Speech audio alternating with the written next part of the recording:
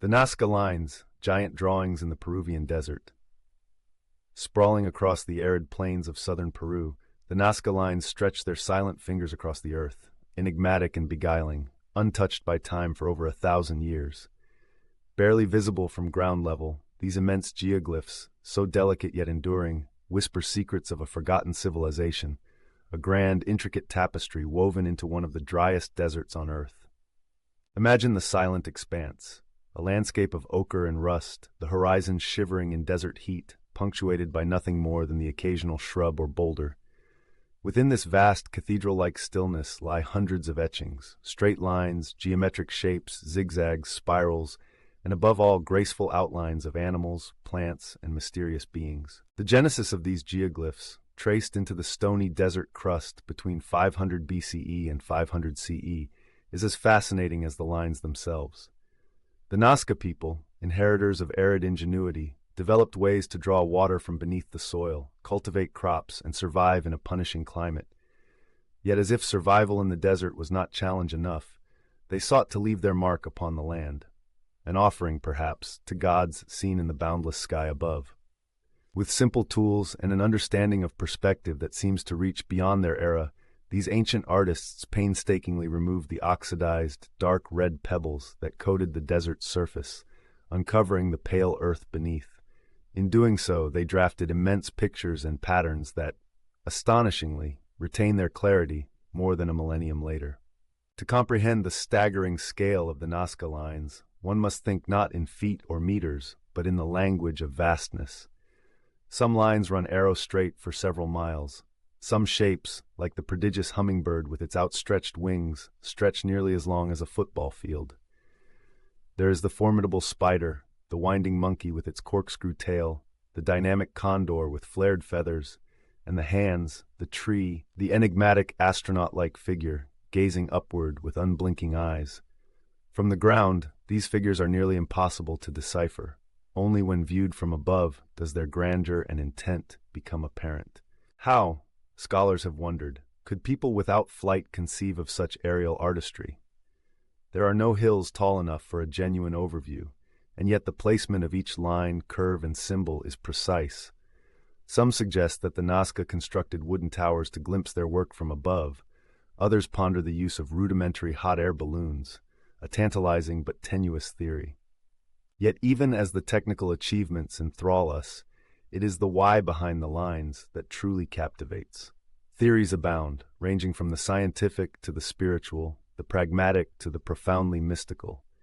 Some researchers posit that the lines were enormous ritual pathways, walked in sacred procession by priests and pilgrims to ensnare the gods' favor, especially the rains upon which life in the desert depended. Despite centuries of wind and weather, the lines endure, preserved by the Nazca Desert's peculiar climate.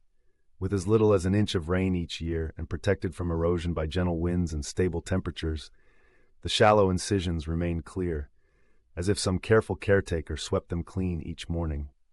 The aridity, so inhospitable to life, has become, paradoxically, the guardian of this grand gallery.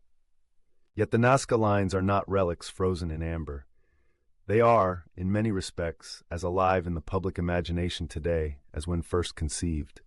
Since their rediscovery by commercial pilots in the 1920s, when the advent of flight allowed human eyes to finally appreciate the line's full splendor, they have lured archaeologists, researchers, and travelers alike, all eager to decode their desert cipher.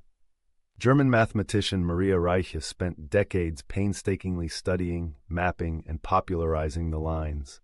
She walked the desert's breadth, measured its features, fought for their protection, and helped bring the world's attention to their wonder. But wonder alone is never enough. The Nazca Lines have suffered from threats both modern and ancient: encroaching roads, heedless vehicles, the pressures of tourism, and more recently, climate change. Each new footprint, every stray tire track, risks scarring designs untouched for centuries. Preservation has become an imperative, a race against time to shield these silent sentinels from oblivion. Each figure inscribed upon the plain steps beyond simple imitation of nature. The hummingbird, poised delicately on needle-thin legs, its beak questing forward, is both a picture and an idea, a celebration, perhaps, of beauty, speed, grace, the joys and trials of living in a fragile world. The monkey's looping tail, winding backwards on itself, recalls the cyclical patterns of nature and time. The spider, believed by some to signify rain and fertility, alludes to mythic powers unseen. Even the human-like forms, so stylized, almost alien, reflect the Nazca's sense of their place amidst a universe alive with spirits. Over the years, scientific advances have peeled back further layers of the line's mystery. Modern archaeologists use everything from drones to satellite imagery, infrared photography to digital mapping, revealing previously unseen details and, on occasion, entirely new figures. Some geoglyphs had languished beneath drifting sands, invisible to the naked eye, only to be resurrected by technology. Each rediscovery stirs new speculation. What more have we overlooked? What messages still slumber beneath the surface, awaiting a chance to speak? In this sense, the Nazca Lines are not static, but an active dialogue between the ancient and the modern. They call us to see, to question, to imagine. Are we witnessing religious devotion made tangible, or the earliest forms of mathematical expression? Are they the world's first billboards, or a script written in the dialect of myth and memory? Some scholars have sought to link the lines to records of climate and environmental change. Recent research suggests shifting weather patterns may have been connected to the rise and fall of the Nazca people.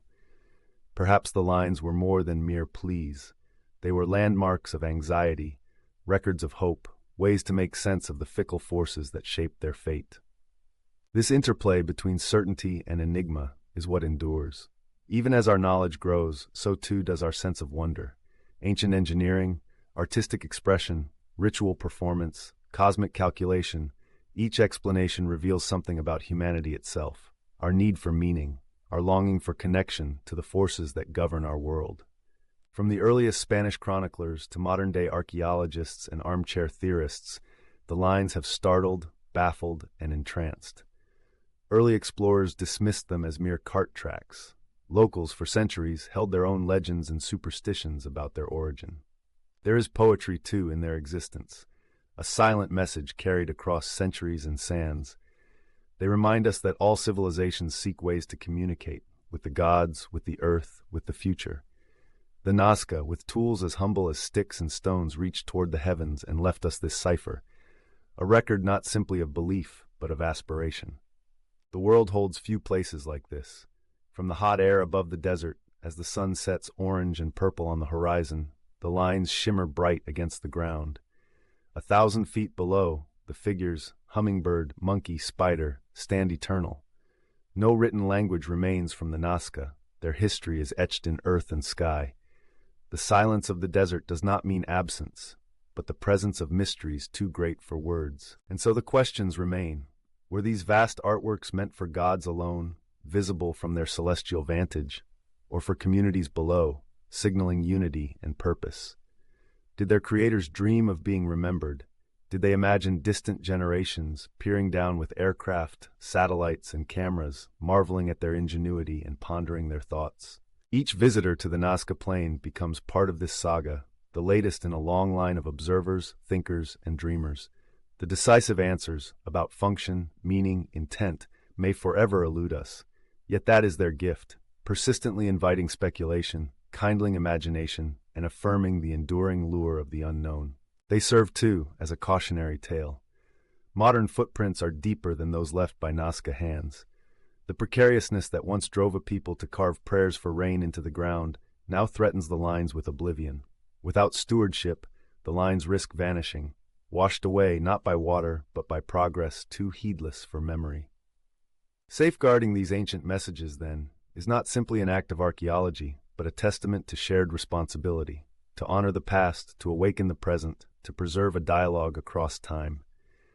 Each line is a reminder of what is possible when ingenuity, unity, and vision converge. Here, amidst the harshest emptiness, humanity's voice rises still. What the Nazca Lines ultimately mean may always dance just beyond reach. Yet in their elegant sweep and enduring form, they answer other questions. What does it mean to be human, to strive, to hope, to belong to the earth, yet long for the sky? The desert will keep its silence, but the cipher remains, open, vast, and waiting. The lines beckon us to look deeper, to listen harder, to remember that the marks we leave upon the world may one day speak for us, long after our voices fall silent. From horizon to horizon, the Nazca Lines wait, purpose carved into emptiness, meaning etched into mystery, the Earth's vast, silent message drawn for all time.